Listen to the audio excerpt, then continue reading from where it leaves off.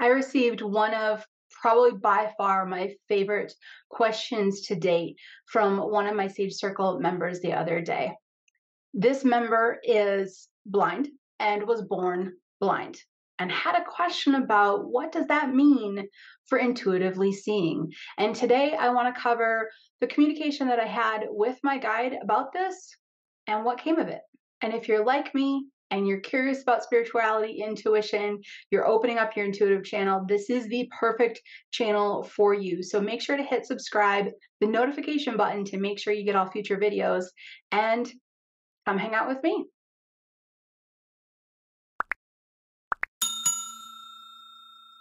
If you've been following this channel, been hanging out with me, you've probably heard about the Sage Circle community. It is a global online spiritual community that is incredibly loving, safe, and open to all. It is an absolutely spectacular community. Now, one of my community members asked me a question recently because I'm very interactive in the community myself. And they asked me a question.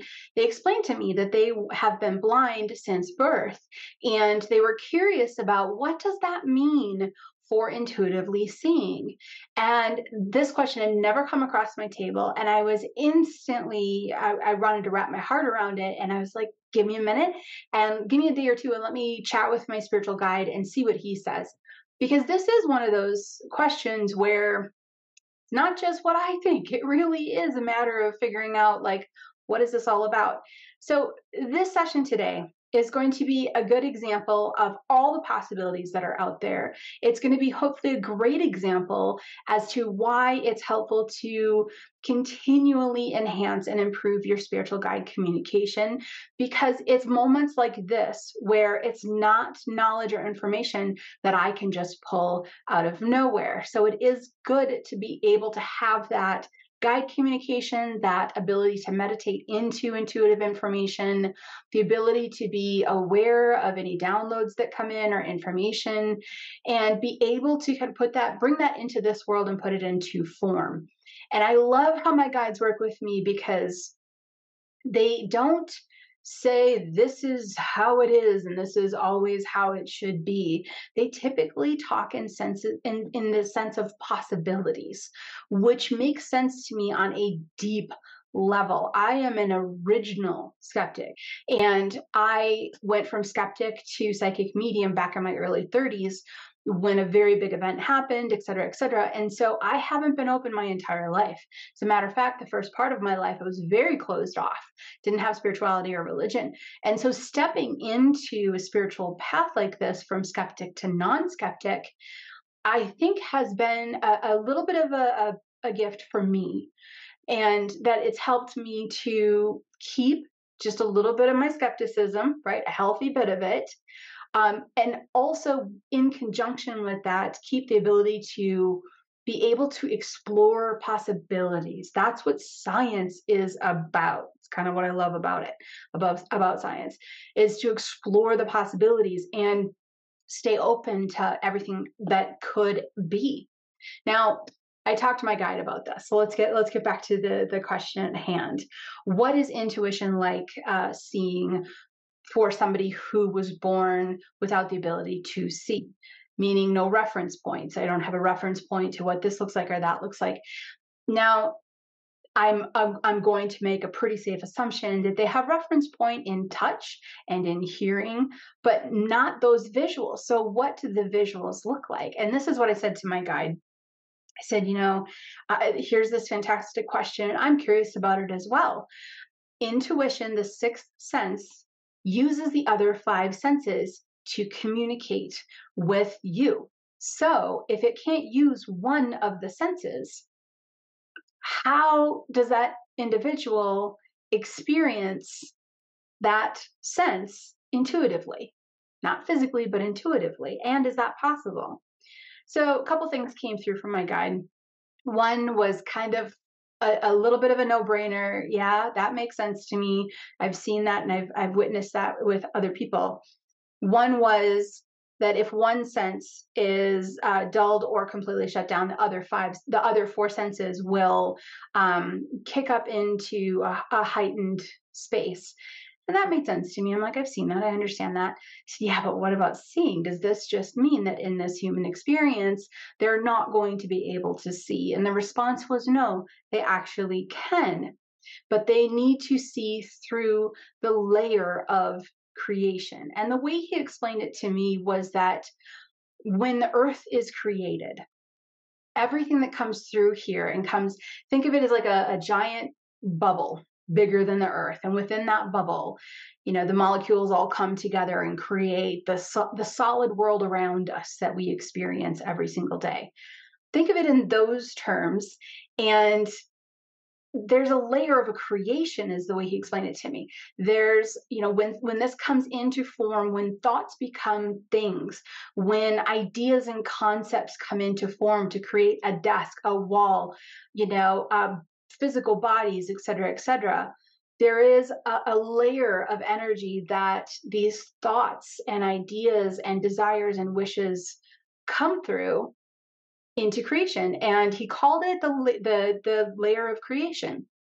And he said, go back to your circle member and ask them to meditate into, quote, the layer of creation, the creation layer. And I said, okay, so is it located somewhere? And he just laughed at me. He's like, it doesn't work like that. And I'm like, I got it.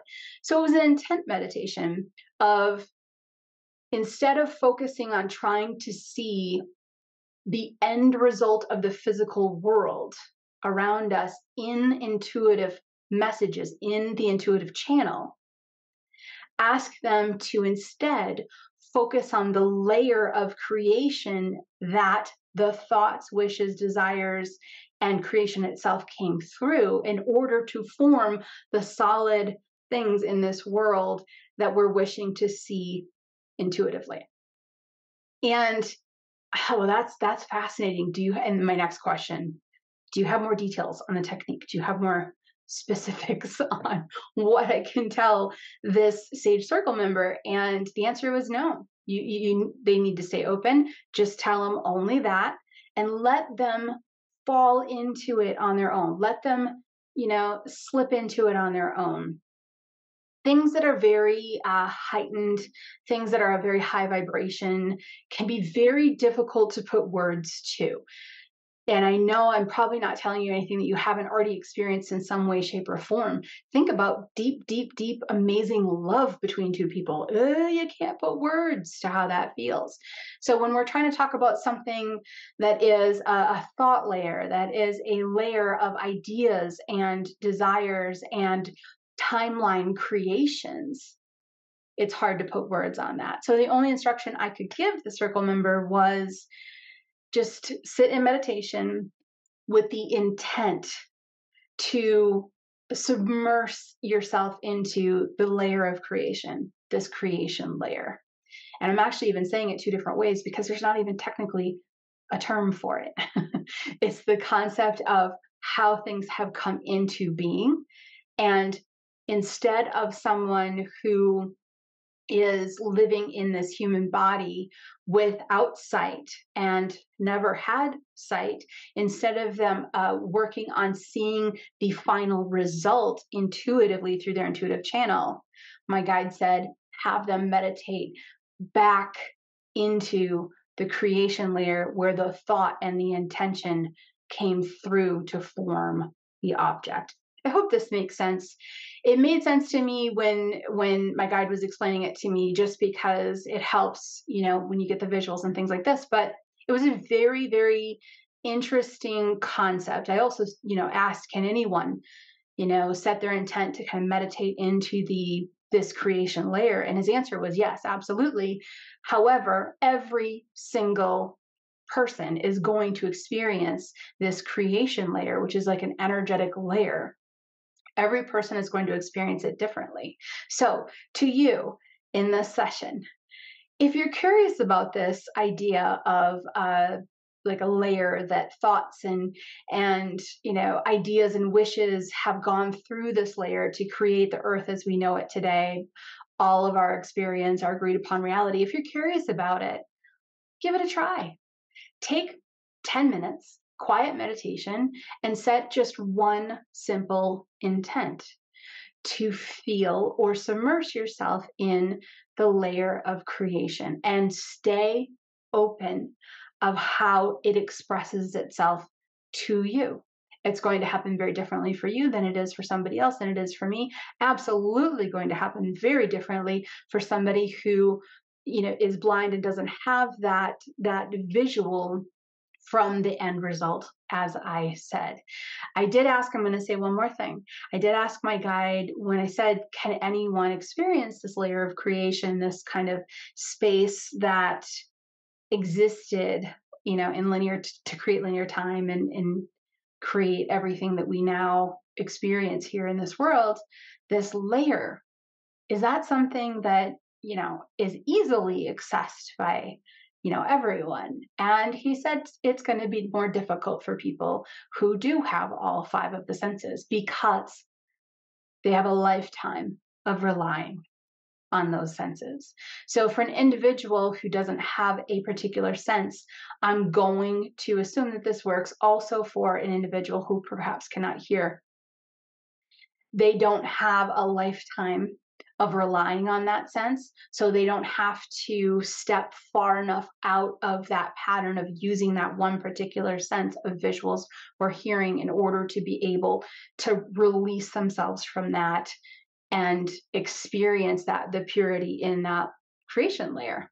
So yeah, he said it's going to be a heck of a lot easier for someone who hasn't been using one particular sense for an extended period of time or their entire lifetime.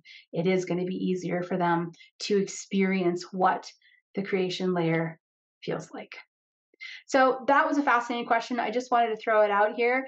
I'm hoping it's one of those things that kind of sparks more questions or sparks more interest.